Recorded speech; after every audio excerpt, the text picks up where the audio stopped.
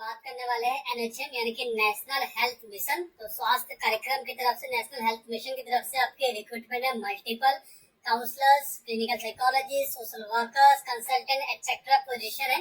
और ये सारी पोस्ट जैसा कि आपको पता है कि एनएचएम में वैकेंसी हमेशा कॉन्ट्रेक्चुअल ही होती है, तो कॉन्ट्रैक्ट पे रहेगी, लेकिन वो हर साल कॉन्ट्रैक्ट आपका रिन्यूअल होता रहता है। तो recruitment for the post of national mental health programme NMHP, और एक प्रोग्राम और चल रहा है अलग से जिसकी वैकेंसी में डाली है नेशनल मेंटल हेल्थ सर्वे, उसमें पे ज्यादा है। नेशनल मेंटल हेल्थ प्रोग्राम में पे कम है। And collaboration of Telemanas programme under NHM and contractual post निकली है। 5 जून को नोटिफिकेशन आ गया था। अभी देख लो कौन कौन सी पोजीशन है। कंसल्टेंट साइकाइट्रिस्ट की 12 पोजीशन है, इस बार पोस्ट काफी आई है। कॉन्ट्रैक्ट पर है, 1 लाख रुपए पर मंथ दे रहे हैं यहाँ पर।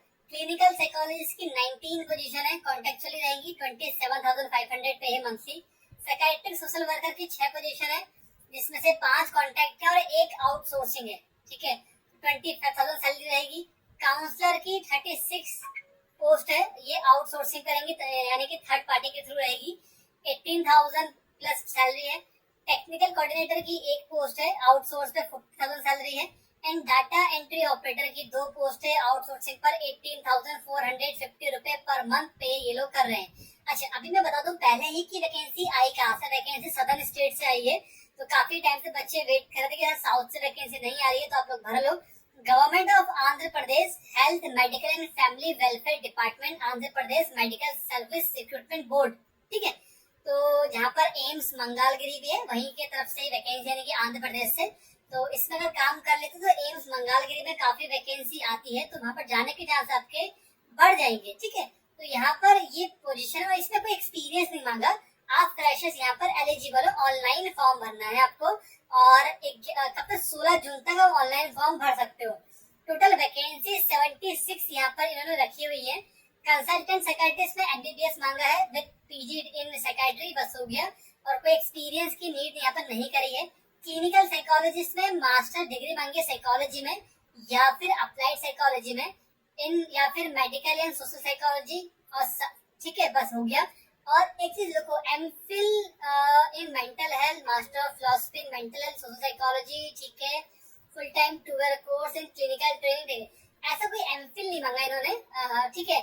मास्टर्स की बेसिस पर भी आप एलिजिबल हो, अगर MPhil है तो अच्छी बात है।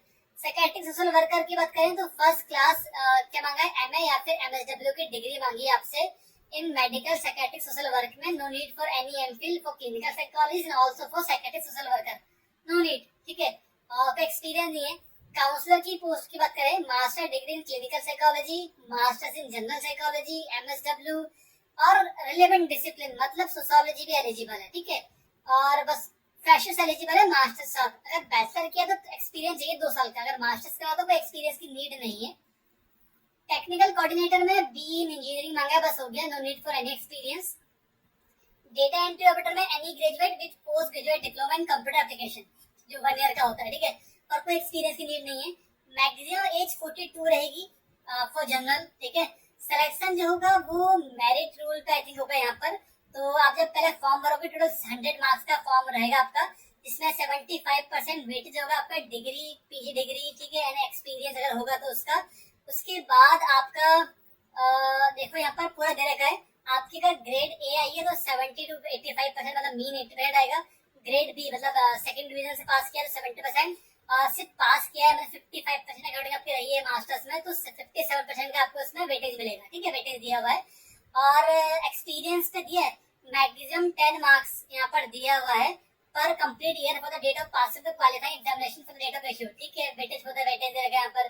फिर आपका 15% वेटेज दिया है कॉन्ट्रैक्ट सर्वे अगर आपने कहीं करी है तो, ठीक है। तो ये पूरा आप लोग पढ़ लेना, सब कुछ यहाँ पर दे रखा है।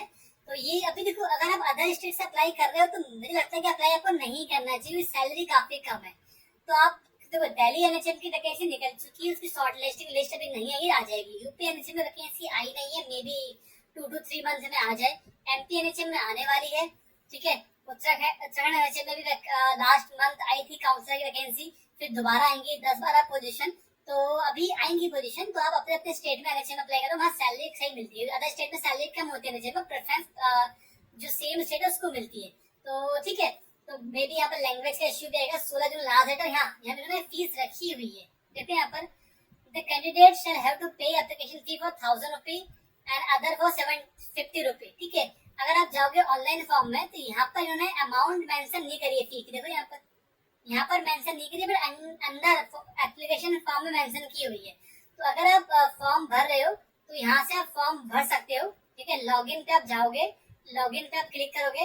अगर आप नए हो तो साइन अप पे क्लिक करोगे, तो यहाँ पर विंडो में आपका साइन अप का ऑप्शन आ जाएगा। आप साइन अप करके अपना फॉर्म बेसिकली वहां से भर सकते हो। ठीक है, तो यहाँ पर देखो नोटिफिकेशन फॉर 2025 के लिए आ गया। यहाँ पर आप रजिस्टर पे आप क्लिक कर लेना और आपका फॉर्म भरना स्टार्ट हो जाएगा। लास्ट डेट यहाँ पर बढ़ के 18 जून दिखा रहा है फीस जमा करने की, तो आप आराम से फॉर्म भर लो। कोई क्वेरी कमेंट में पूछ लेना। बाकी अदर स्टेट की अपडेट जल्दी लाऊंगा। अपडेटेड चैनल पर है ना, वीडियो को लाइक करो। जल्द मिलते करो अच्छी अपडेट में, तब तक के लिए थैंक यू सो मच।